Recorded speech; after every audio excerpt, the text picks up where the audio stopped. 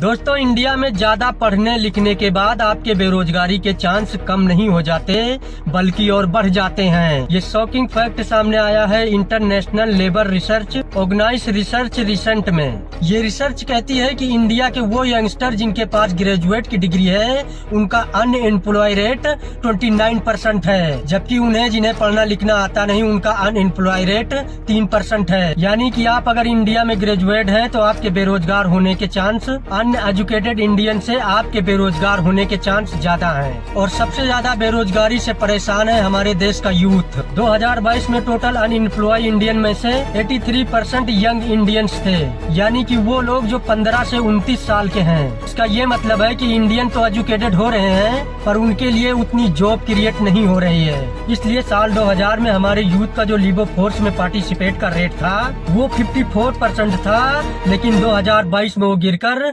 42% हो गया। यही नहीं, बहुत हुआ कर्नाटका की एक नई रिपोर्ट कहती है कि बीजेपी ने साल 2019 के लोकसभा चुनाव में ये वादा किया था कि हम हर साल 2 करोड़ नौकरी क्रिएट करेंगे, पर सच्चाई तो ये है कि भारत में 25 साल से कम उम्र के ग्रेजुएट 42% बेरोजगार हैं और डेली वेजेस की इनकम में 2011 से अब तक कोई खास बदलाव नहीं आया। तो अब सबका साथ सबका विकास की असलियत इससे तो पता चल जाती है कि हमारे इंडिया के 10% अमीर लोग हमारे देश का 64% इनकम को होल्ड करते हैं। तो फिर इस बार दोस्तों कास्ट, रिलीजन, धर्म से ऊपर उठकर अपने भविष्य के लिए वोट करना, सोच समझ कर बटन दबाना।